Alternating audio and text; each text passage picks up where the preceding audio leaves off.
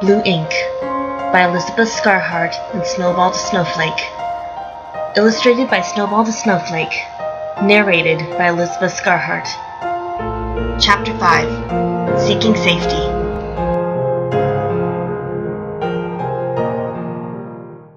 At 5 a.m. the following morning, Sanses' alarm woke him.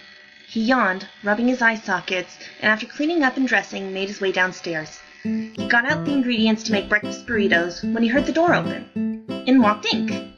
Hey, look who's up! How are you feeling? Oh, all better.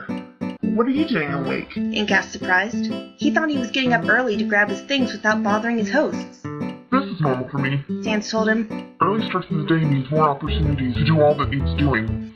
Want some breakfast before you go? Yeah, thanks. Ink sat at the table with a small yawn. He wasn't used to being up this early. Papyrus still asleep? Yeah, he doesn't normally wake up until noon unless he's having trouble sleeping. Sans said. I just put his breakfast in the fridge, and he eats it when he gets up unless he goes to Muppets. He finished cooking and set Inks down on a plate in front of him before sitting down to eat his own. So you really need to go? Yeah, it's best I turn to the anti-void before Error recovers, so I'll be good and ready. Ink replied. I know I've been saying this a lot, but I really appreciate all that you did for me. It really helped, so thank you. I'm glad you liked it so much. Sans replied. You can use it any time. The two ate in silence for a few minutes. Then Sans asked a question. So, for the sake of my safety and making your job a bit easier, is there any way to permanently get Error off my back? Sans, if I could get Error to stop bothering anyone, I wouldn't be constantly trying to stop him. Ink said.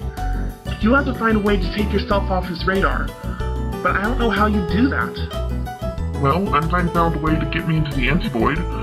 Maybe she can find a way to stop Error from coming here as well. Sans said. I'll ask her today. Here's hoping for the best. Ink smiled. I still have to head back, but keep me updated on that. I'm dying to see how it goes.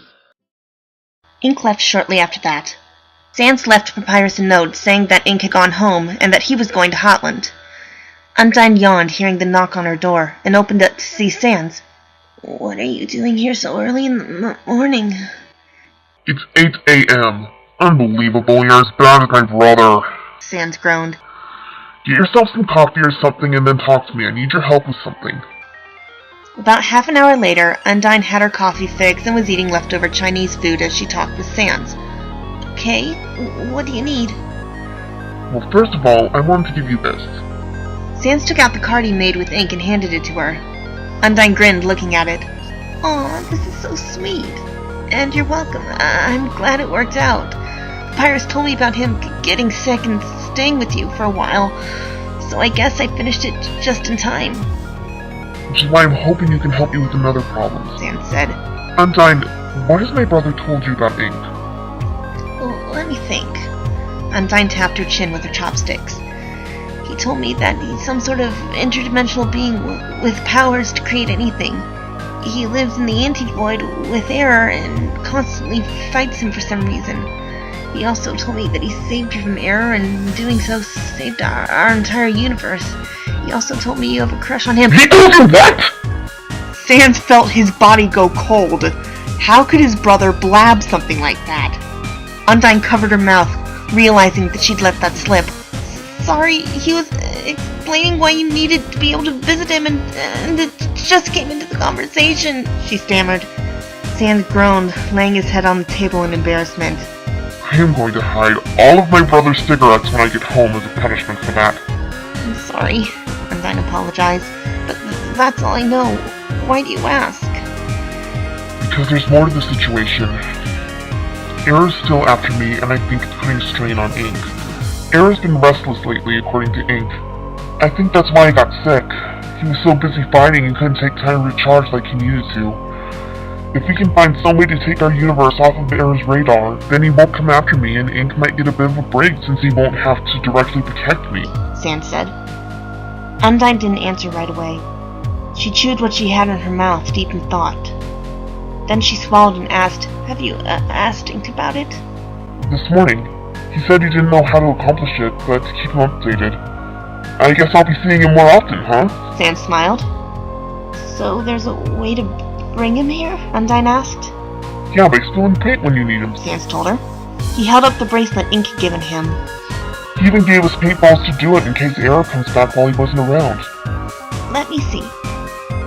Sans took off the bracelet, handing it to Undyne. Interesting. It looks like Papyrus wasn't kidding when he said how much he cares about you. She handed the bracelet back and Sans slipped it back on. I don't know if I can take you off the radar, but there might be another way. If we strengthen the wall, so to speak, between our universe and his anti-void, then we might be able to stop Error from reaching you. You can do that? Sans asked. That seems like just as big a job. It is, but it's basically reversing what I have the motorbike do. I think with Ink's help it'll work. Let me just make some initial plans and we'll do it, Undyne told him. Her fist was clutched to her chest. Okay. Sans agreed. Just let me know when you're ready to begin. I have to go, I'm late for my job as it is. He turned waving and left. Undyne waved back. As soon as he had gone, Undyne unclenched her fist. In it was a ball of paint she'd gotten from Sans' bracelet. Undyne wasn't normally a thief, and felt horrible for tricking Sans, but she had to meet Ink before starting this. She had to make sure he knew. She dropped the ball to the floor, and it splashed open with a surprisingly large amount of paint. The paint began to bubble like boiling water. The bubbles burst, and paint rose up from them, forming a shape. The shape then solidified, revealing Ink. You called? Wait, you're not Sans. Why do you have one of his paintballs? I have to talk to you, Undyne said. My name is Undyne. I'm a friend of his. Oh, you're the one who created his motorbikes. Ink smiled. That thing was so cool. I'm really impressed. Thank you, but this is important, Undyne said. You see, Sans was here a few minutes ago. He said he needed a way to protect himself from Error, and I think I know a way. Great! Just let me know if I can help out. Ink told her. The sooner Error leaves Sans alone, the better. Ink, please. Well, there'd be a huge consequence, Undyne said. Ink's smile faltered. He gripped his arm. Yeah, I know there is. If there weren't, I'd see this was done for every universe. If you did that, then you'd die if what Papyrus tells me is true, Undyne said. You'd never have access to creativity. Precisely. Ink nodded. But I do know what will happen if this goes through. If Error's cut off from this world, then I will be as well. I'm ready to accept that. For Sans' sake. So you know. But you didn't warn him? Undyne asked. Sans doesn't know, does he? If he did, he wouldn't be so anxious to have this done. I'll tell him before it's done. Ink promised. I just don't want him to suffer while it's being worked on. Ignorance is bliss, you know?